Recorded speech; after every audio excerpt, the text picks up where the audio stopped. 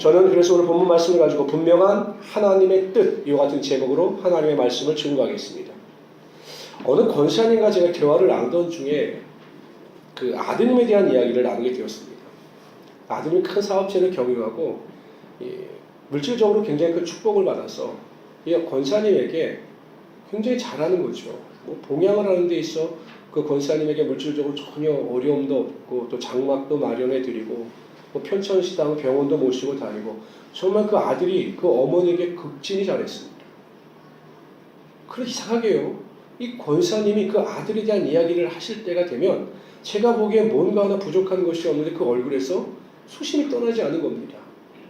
제가 여쭤봤습니다. 이 권사님 이렇게 아드님이 잘하시는데, 왜냐하면 제가 잘 알거든요. 이거 아들들 자랑할 때 그 엄마들의 얼굴을 보면요, 세상의 모든 것을 다 가진 것 같아요. 내가 보기엔 별로 잘하는 것 같지 않은데 막 아들 자랑을 하면 막 입이 찢어지고 난리가 나는데, 이 권사님은 그러지 않은 겁니다. 나중에 권사님이 이런 말씀을 하시더라고요. 목사님, 애미에게 잘하면 뭐랍니까? 제가 돈을 원하는 것도 아니고 집도 원하는 것도 아니고 나에게 잘하는 것도 원하는 것도 아닙니다.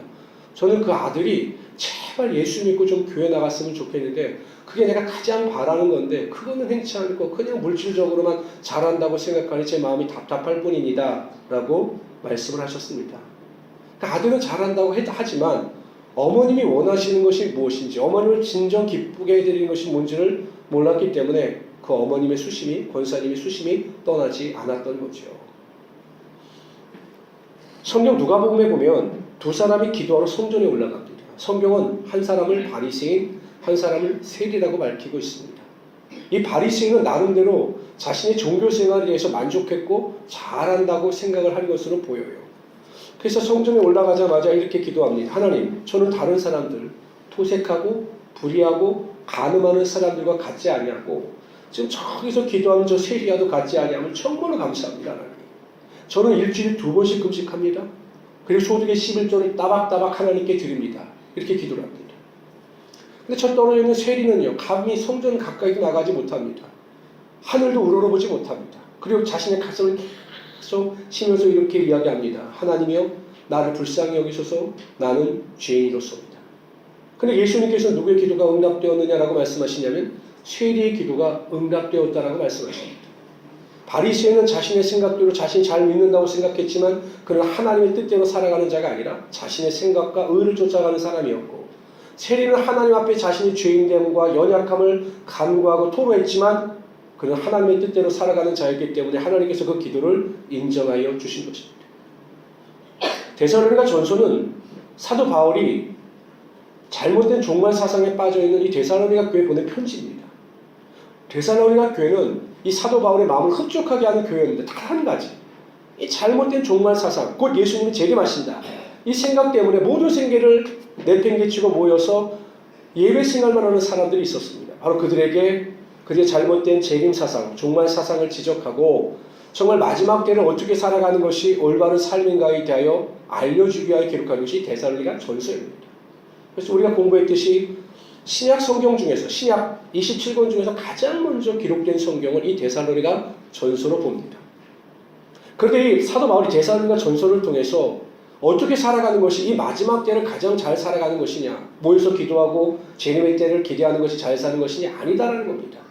그러면서 내린 결론은 하나님을 기쁘시게 하는 삶이 가장 종말의 때 합당한 삶이고, 하나님을 기쁘시게 하는 일 중에서 가장 중요한 것이 무엇이냐? 하나님의 뜻을 분별하여 하나님의 뜻에 순종하라. 이것이 데살로니가 전서의 핵심이고 주제입니다.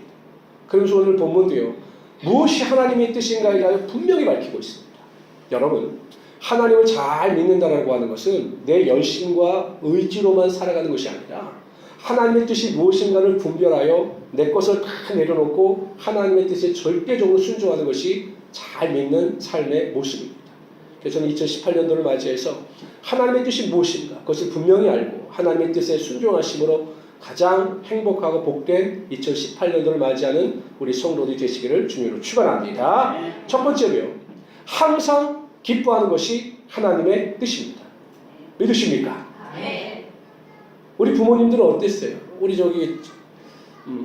정순희 집사님 같은 경우도 그렇고 그 손자나 권영이나 이런 자녀들이 행복하고 기쁘게 사는 걸 원하십니까? 매일 눈물을 흘리며 슬프게 사는 것을 원하십니까? 그렇죠. 어느 부모나 어느 할머니나 할아버지가 아들이나 자녀나 손자나 손녀가 슬프게 사는 것을 원치 않아요. 여러분, 우리 하나님 아버지도 마찬가지죠. 우리 하나님 아버지도요, 구원받은 하나님의 자녀들이 모든 일, 모든 환경 가운데 항상 기뻐하며 살아가기를 원하시는 겁니다. 결코 성도들이 낙심하거나 실망하여 우울한 삶을 살아가기를 원치 않으셔요. 만약에 하나님께서 정말 구원하여 주셔서 하나님의 사랑하는 자녀인데 매일 우울하고 낙심하고 절망하고 그렇게 살아간다면 부모가 우울해하는 자녀를 볼 때 마음이 아픈 것처럼 하나님의 마음도 아프시더라는 거예요. 그래서 하나님은 우리에게 뭘 원하시냐? 정말 내 뜻이니 너희가 이 세상을 살아갈 때 어떤 환경과 조건 가운데 있다 할지라도 항상 기뻐해야 된다. 기뻐하는 것이 내 뜻이다. 제발 기뻐해다오. 이렇게 우리에게 말씀하고 있는 것입니다. 근데 문제는 뭡니까? 항상 기뻐하는 일이 쉬워요? 기뻐하다가도 그냥 낙심이 되고, 기뻐하다가도 그냥 남편을 보면 또 화가 나고, 또 기뻐하다가도 또 환경을 보면 낙심이 되고, 기뻐하다가도 병 때문에 또 우리가 절망할 때가 있어요. 근데 저도 가만히 생각해 보면요, 이렇게 하루를 뒤돌아보면 뭐 그렇게 기쁜 일이 그렇게 많지 않은 것 같아요. 하루에 한두 번? 뭐 기쁜 일이 발생하면 뭐 많다? 뭐 이 정도지. 뭐 매일 항상 기쁜 일이 벌어지는 것 같지는 않습니다. 그냥 평범하게 하루가 지나가는 것 같아요. 근데 왜 하나님은 우리에게 항상 기뻐하라고 말씀하셨을까? 여러분, 하나님은 우리에게 불가능한 일을 하라고 요구하지 않으셔요. 항상 우리에게 가능한 일을 명령하시고 그 명령에 순종할 것을 요구하신다는 거죠. 그럼 분명히 여러분, 우리가 항상 기뻐할 수 있는 이유와 근거가 있어야 되는 건 아니겠습니까? 그렇다면 우리가 어떻게 항상 기뻐할 수 있을까? 첫째, 항상 기뻐하기 위해서는요, 소유나 획득, 성취가 아니라 존재에서 기쁨의 원인을 찾아야 합니다. 좀 어려운 말인데 제가 쉽게 설명해 드리겠습니다. 여러분, 대부분의 사람들은 어떨 때 기뻐할까요? 여러분 생각해보세요. 어떨 때 가장 기쁘셨어요? 우리 이신영 권사님 갑자기 또 황당하시겠죠? 언제 제일 기쁘셨어요? 내가 뭔가 원하던 것을 듣거나. 그렇죠. 기운이 났을 때도 기쁘셨을 거고요. 그렇죠.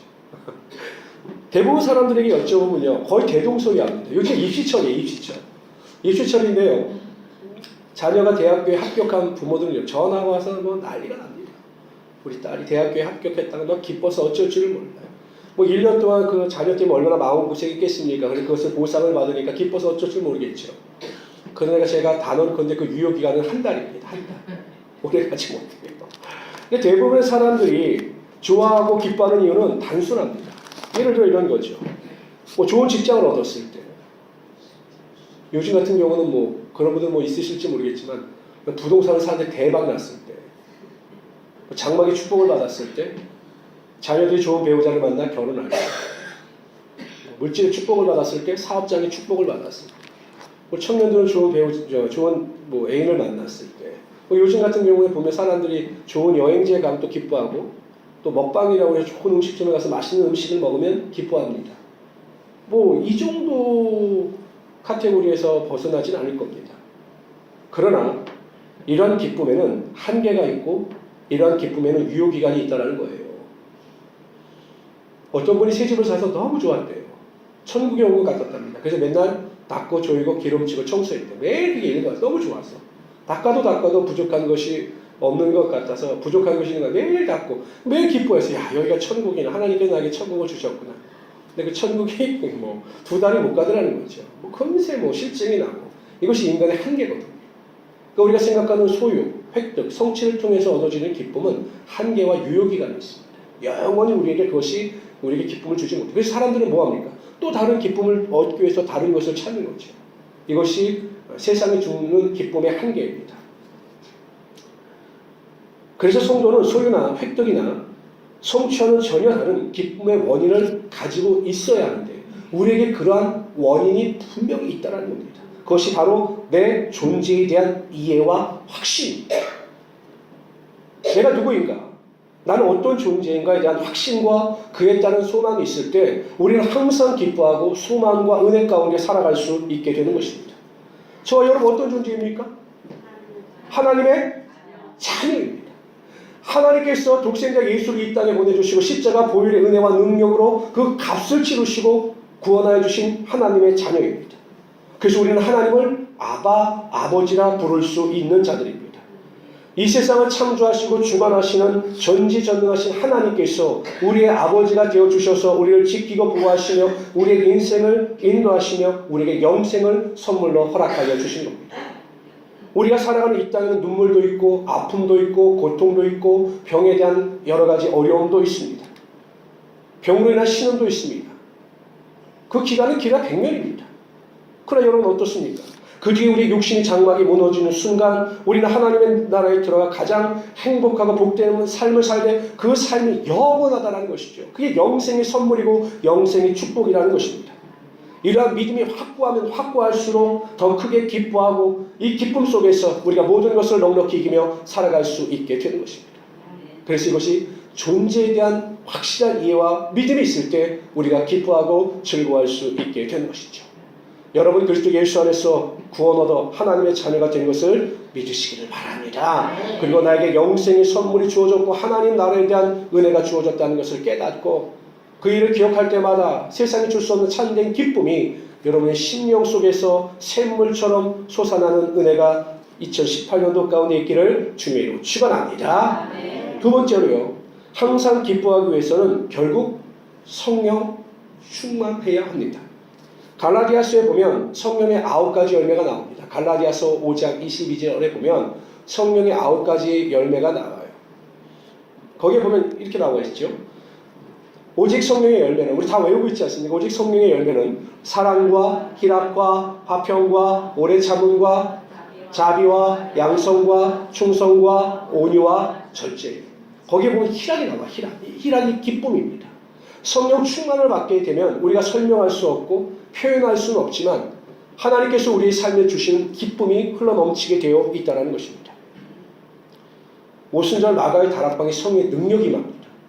그래서 120명의 사도들이 방언으로 말하기 시작하고 그들이 은혜를 체험하게 되자 뛰쳐나와 복음을 증거합니다.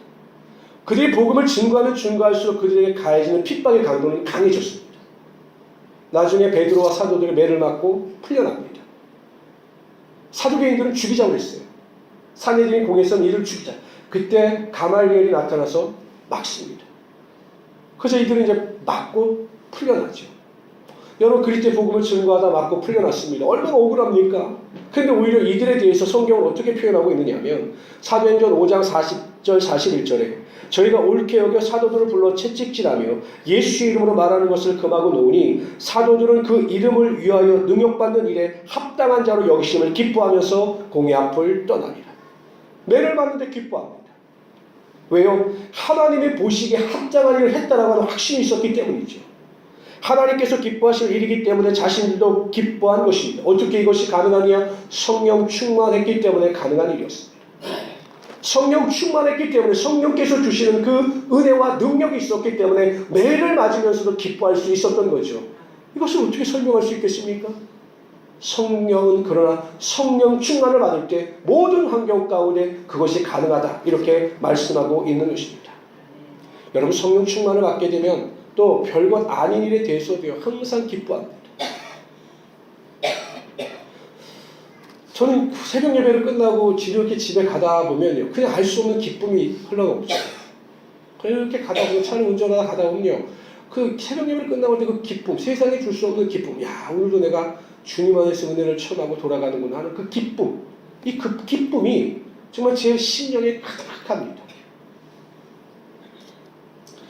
1월 2일부터 4일까지 신년 축복 기도회가 있었죠.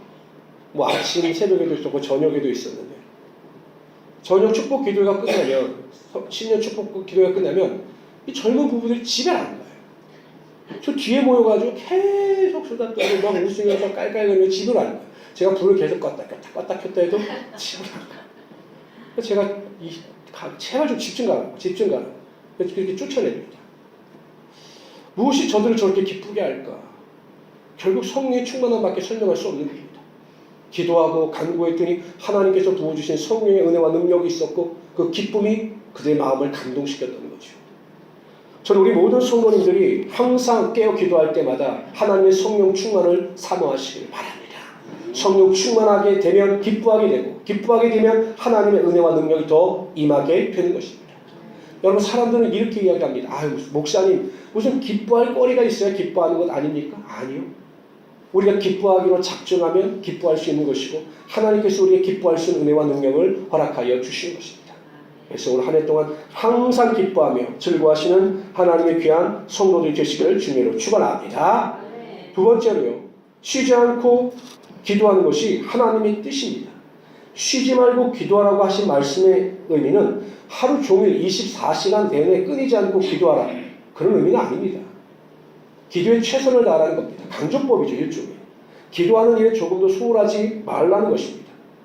예수님께서 그래서 기도의 모범을 보이셨습니다. 틈만 나면 한적한 곳에 가셔서 하나님께 기도하셨습니다. 우리도 이처럼 기도하는 일에 최선을 다해야 합니다. 그런데 참으로 쉬지 않고 기도하는 일이 쉽지 않아요. 마음은 먹지만 항상 실패합니다. 새해가 시작되면 성도들이 써내는 기도 제목 가운데 가장 많은 기도 제목이 성경 일독과 하루에 20분 이상 기도하는 거예요.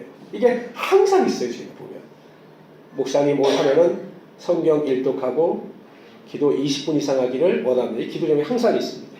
그만큼 간절히 원하는 거죠. 그런데 잘 되지 않습니다. 근데 제가 이 기도에 대해서 곰곰이 생각해보다가 내린 결론은 이 기도와 운동과는 굉장히 유사한 것이 있어요. 유사해. 기도와 운동이에요. 예를 들면 이런 겁니다. 이 운동에 빠져있는 분들이 크게 보면 두 부류예요. 운동을 열심히 하는 분들 보면 두 부류입니다. 첫째는 병이 있는 분들입니다. 병. 저희 아파트에서 가장 열심히 운동을 하시는 분이 어떤 분이냐면 이 뇌경색으로 인해서 반이 마비가 오신 분이에요. 근데 이분은 하루도 빠지지 않고 비가 오나 눈이 오나 바람이 부나 매일 운동을 하십니다. 궂은 날씨에서도 보면 매일 지팡이를 끼고 불편한 목 끌고 계속 운동을 하세요. 지금 보면 많이 좋아지셨어요. 성도들도 언제 기도를 가장 많이 할까요? 네? 문제가 생겼을 때 기도를 많이 합니다. 정말로 죽을 것 같은 문제를 만나게 되면 기도하게 되어 있습니다. 그래서 새벽 제단을 쌓든 따로 시간을 내서 기도하든 기도하지 않던 사람이 기도하기 시작합니다. 때론 일주일, 때론 한 달씩 빠지지 않고 새벽에 나와 기도합니다. 그러면 여지없이 하나님께서 그 기도 가운데 함께하여 주셔서 문제가 해결되어 축복이 되게 하여 주시는 것입니다. 대표적인 인물이 에스더와 이스라엘 민족 아니겠습니까? 하만이 이스라엘 민족을 다 멸하려고 했을 때 그 에스더와 또한 모르드게와 이스라엘 백성들이 하나님 앞에 금식하면서 죽으면 죽으라는 각오를 가지고 기도합니다. 그랬더니 하나님께서 그 문제 가운데 함께하여 주셔서 전화위복이 되게 하여 주시고 오히려 하만을 멸절시키는 하나님의 능력이 나타나게 하여 주신 것입니다.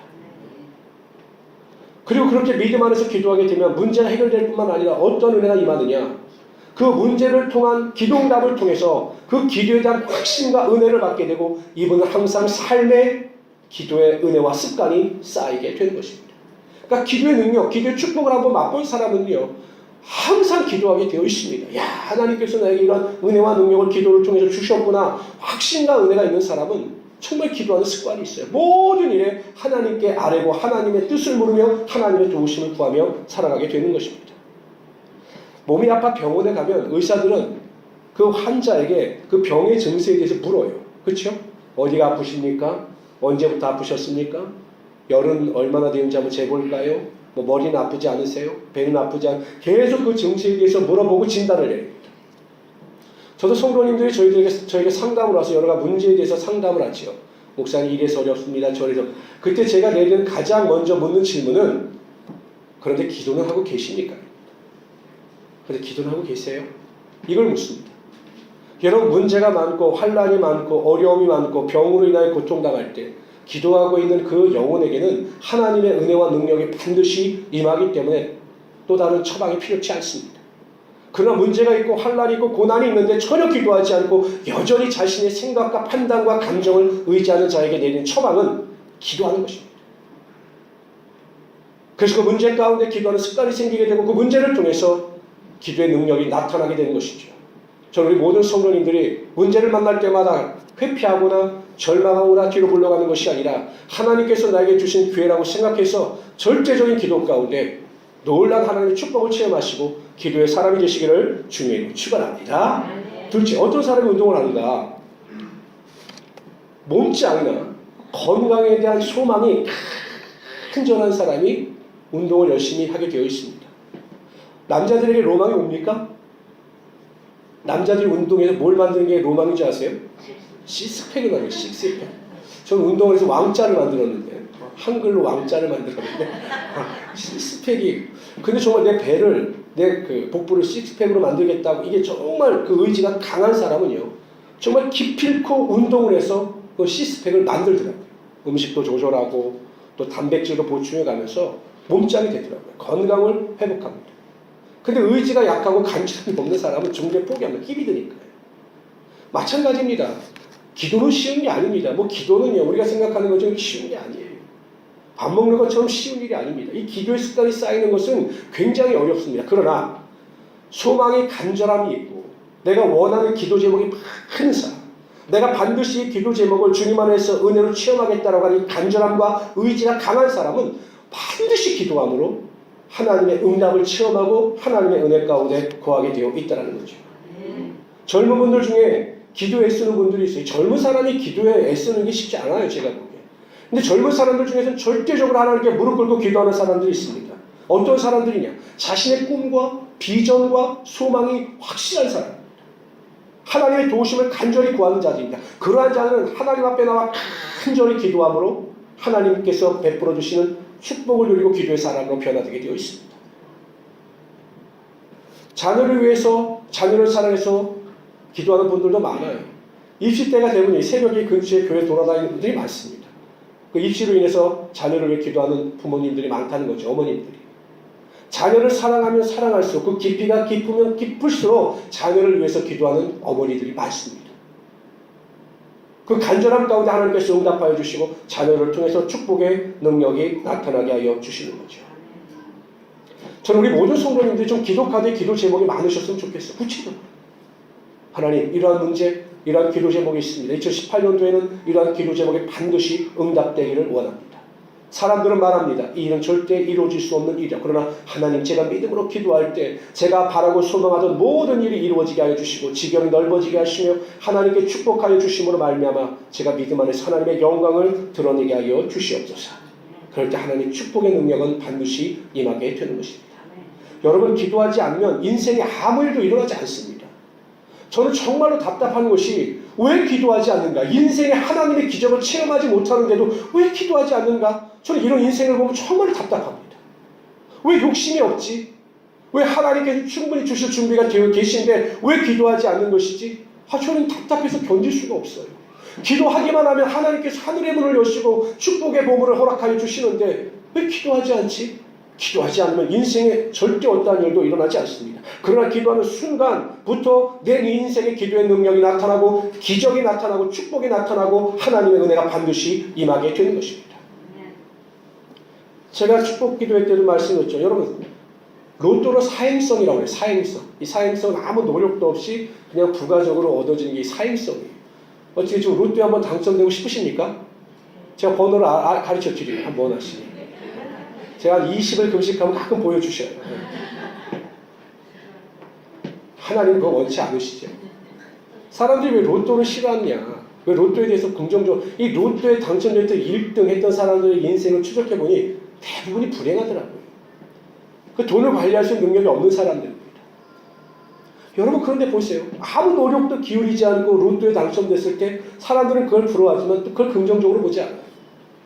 여러분 기도하지 않고 하나님의 은혜와 능력을 바라는 게 이 로또와 똑같은 겁니다. 나는 하나님께 대해 전혀 아무것도 하지 않아요. 기도도 하지 않아요. 노력도 하지 않아요. 예배도 드리지 않아요. 그런데 원하는 건 너무 많고 기도 제목은 너무 많아요. 목사님께 30가지나 내놨어요. 근데 본인은 기도하지 않아요? 로또 바라는 거하고 뭐가 틀립니까? 하나님은 자신이 기도할 때 하나님의 능력이 나타나게 하여 주시는 거예요. 그리고 기도하는 자에게 반드시 하나님께서는 응답하여 주시는 것입니다. 그런 믿음의 능력을 가지고 항상 깨어 쉬지 않고 기도하는 일에 승리하시는 하나님의 귀한 성도들 되시기를 주님으로 축원합니다. 세 번째로요. 범사에 감사하는 것이 하나님의 뜻입니다. 탈무드에 보면 감사에 대한 명언이 있습니다. 이런 말이 있어요. 잘 들어보세요. 감사를 모르는 자를 벌하는 법을 하나님께서 만들지 아니한 것은 감사할 줄 모르는 자를 이미 불행이라는 것으로 벌하셨기 때문이다. 잘 생각해 보세요. 감사를 모르는 자를 벌하는 법을 하나님께서 만들지 않으셨어요. 감사를 명령했는데 그 감사에 순종하지 않는 자는 하나님의 뜻에 불순종하는 자이기 때문에 벌을 받아야 하지만, 하나님은 감사하는 자들, 감사하지 않는 자들을 위하여 벌을 만들지 않은 이유는 감사하지 않는 자들은 이미 불행이라고 하는 심판을 받았기 때문이라는 거죠. 결국 뭡니까? 감사하지 못한 인생이 불행한 인생이라는 거예요. 왜? 감사하지 못하는 인생에게는 하나님의 어떠한 은혜와 능력도 임하지 않기 때문입니다. 그래서 사람이 감사할 줄 모르는 것만큼 더 불행한 일은 없는 것입니다. 근데 왜 우리가 범사에 감사하지 못하는 걸까요? 하나님 분명히 말씀하여 모든 일에 감사하라 했는데 왜 우리가 범사에 감사하지 못하는 것일까요? 그 이유는 첫째는요, 지금 나에게 주어진 것에 대하여 감사하지 못하기 때문입니다. 항상 사람들의 감사는요, 미래적인 것, 미래. 내가 이렇게 되면 감사할 것이다. 근데 현재 나에게 주어진 것에 대해서는 전혀 감사하지 못한다. 그러나 하나님께서 원하시는 감사는 현재 주어진 것에 대하여 감사하는 겁니다. 어느 목사님이 식당에 가셨는데요, 한 웨이터가 불평을 하는 소리를 들었어요. 웨이터가 뭐라고 하냐면, 오늘 내가 5만 원만 있으면 내가 원하는 옷을 살 텐데, 참 5만 원이 모자라 정말 짜증나네, 짜증나. 이 이야기를 들으신 거예요, 목사님. 근데 저 같으면 아이고 못난 인간 이랬을 텐데, 그 목사님은 너무 사람이 좋으신지라 웨이터가 물을 따르니까 5만 원을 팁으로 주셨어요. 여러분들 같으면 주시겠어요? 그 목사님이 너무 이 청년이 안타까우니까, 그래, 내가 5만 원만 이 청년에게 주면 이 청년이 하루가 행복하겠구나. 그래서 팁을 5만 원을 딱 모른 척하고 주셨어요. 그랬더니 이 청년이 감사합니다 하고 받아가는 겁니다. 그리고 목사님이 다른 목사님과 만나서 이야기를 나누고 나가다가 그 로비에서, 식당 로비에서 아까 그 5만 원을 받은 청년이 다른 그 웨이터 청년과 나눈 이야기를 들은 거예요. 뭐라고 이야기했을 것 같아요? 네? 기도하면 이루어진다. 우리 그 최 집사님 같으신 분이 참 좋을 텐데, 이 청년이 뭐라고 이야기해요? 아이씨, 5만 원이 뭐야, 주려면 10만 원을 주지. 이러더라는 거예요. 5만 원이 뭐야, 주려면 10만 원을 주지. 이 이야기를 듣고 목사님이 너무 충격을 받은 거예요. 그래서 그 청년이 너무 가엾었던 것이, 어떻게 저렇게 감사할 줄 모르는가. 주어진 것에 만족하지 못하면 항상 감사하지 못하고 인생에 불평을 하게 되어 있는 겁니다. 여러분, 이스라엘 백성들이 하나님께서 주신 만나에 대해서 감사하지 못해요. 여러분들 같으면 여러분은 얼마나 감사하겠어요? 우리 여자분들 같으면 얼마나 감사하겠습니까? 밥할 걱정 없죠. 반찬 걱정 없죠. 매일 김치 담글 일 없죠. 얼마나 좋아. 하늘에서 막 만나가 떨어져. 그거 먹기만 하면 되는데. 그런데 이스라엘 백성들이 하나님께 주시는 현재의 만나에 감사하지 못하고 원망하고 불평합니다. 매도 먹고 싶고 부추도 먹고 싶고 고기도 먹고 싶다라고 불평합니다. 하나님께서 메추라기를 허락하셨지만 그 일로 인하여 많은 사람들이 죽음을 당하는 불행을 경험하게 됩니다. 성도 여러분, 아무 조건 없이 나에게 주어진 오늘이라고 하는 시간, 주어진 환경을 있는 그대로 받아들이고 먼저 감사하시기를 바랍니다. 내 가족, 내 직장, 내 사업장, 주어진 환경을 있는 그대로 하나님께서 주신 선물이라 이렇게 생각하시고 최소한 하루에 10번 이상을 감사하시는 우리 귀한 성도들이 되시기를 주님으로 축원합니다. 몸이 아픈 분들이 있어요. 그러면 있는 그대로, 내가 아픈 그대로 원망하고 불평하지 마시고, 하나님 사도 바울에게 육체의 가시를 허락하여 주셨던 것처럼 제가 하나님을 더 의지하라고 저에게 병을 주신 걸 믿습니다라고 하루에 10번 이상 감사하게 되면 하나님의 놀라운 병고침의 역사가 반드시 나타나게 되는 것입니다. 그래서 우리 성도님들은 2018년도에 하루에 몇 번씩이요? 10번씩. 몇 번이요? 10번 이상이에요. 또 10번만 딱 하고 끝나지 말고 10번 이상. 그리고 잘 체크하세요. 또 헷갈리면 내가 9번을 했나 8번을 했나 다시 처음부터 하다가 막 하시면 10번. 정말 10번 이상만 감사합니다. 제가 감사 팔찌도 제가 빼버렸네. 만들어 주지 않았어요? 항상 정말 감사하면요, 첫째 자기 자신이 바뀌어요. 원망 불평 다 떠나고 부정적인 생각 다 떠나가고 항상 그리스도 예수 안에서 믿음의 능력을 가지고 살아갈 수 있게 되는 것입니다. 그래서 여러분 10번 이상 감사하시는 우리 귀한 성도 되시기를 주님으로 축원합니다. 두 번째, 우리가 범사에 감사하지 못하는 이유는 모든 것이 합력하여 선을 이룰 것을 믿지 못하기 때문입니다.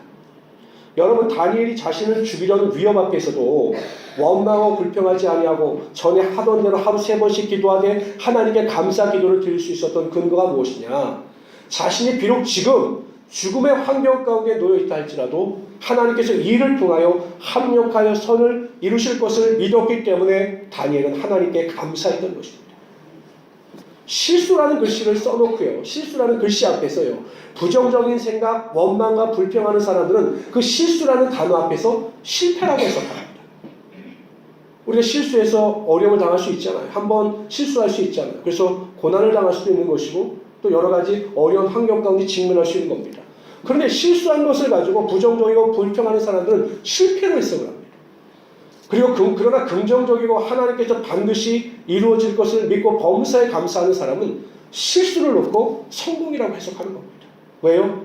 하나님을 사랑하는 자, 그 뜻대로 부르심을 입은 자들에게는 모든 것이 합력하여 선을 이루어 주신다라고 하는 말씀을 하나님께서 우리에게 약속하셨기 때문이죠. 그 믿음대로 되는 겁니다. 실수와 좌절 앞에서 성공을 이루시는 하나님을 범사에 감사함을 통하여 체험할 수 있게 되는 것이죠. 마태복음 7장 9절에서 11절에 보면 너희 중에 누가 아들이 떡을 달라 하면 돌을 주며 생선을 달라 하면 뱀을 줄 사람이 있겠느냐? 너희가 악한 자라도 좋은 것으로 자식에게 줄 줄 알거든 하물며 하늘에 계신 너희 아버지께서 구하는 자들에게 좋은 것으로 주시지 않겠느냐라고 말씀하셨습니다. 여러분, 구하고 간구하고 감사하는 자들에게 하나님은 항상 좋은 것으로 예배하시고 축복하여 주시는 것입니다.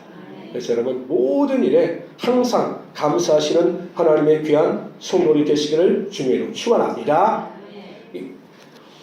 2018년도 우리 교회 목표가 분명히 정해졌습니다. 3가지입니다. 항상 쉬지 말고 범사에, 이것이 우리를 향한 하나님의 뜻입니다. 그래서 여러분 오늘 한 해 동안 이 3가지를 열심히 지켜 나가시길 바랍니다. 그리고 그 가운데 하나를 더 추가했습니다. 항상 기뻐하라, 쉬지 말고 기도하라, 범사에 감사하라. 대인관계에서 승리하기 위해선 미인대칭입니다. 뭐라고요? 미인대칭. 내가 먼저 미소로 상대방을 대한다. 항상 웃으십시오. 내가 먼저 인사한다. 배에다 손을 얹고 머리를 이쁘게 숙이면서 할렐루야 이렇게 인사하면 되는 겁니다. 아시겠어요?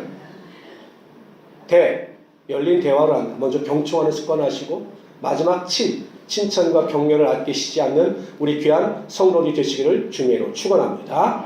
만약에 교회 안에서 대화를 나누시다가 원망과 불평을 하시는 성도가 계시다면 저에게 신속히 119로 신고해 주시기 바랍니다. 그럼 제가 그분에 대해서는 신앙적 진단과 조치를 취하도록 하겠습니다. 긍정적인 말 하시고 감사의 말 하시고 기뻐하시고 항상 기도에 힘쓰시기를 바랍니다. 그럼 우리의 영혼이 간건해지며 범사가 잘 되고 또 간공케 되는 역사가 우리 삶 가운데 임하게 될 것입니다. 이러한 은혜와 능력을 가지고 승리하신 우리 성도들 되시기를 주님의 이름으로 축원합니다.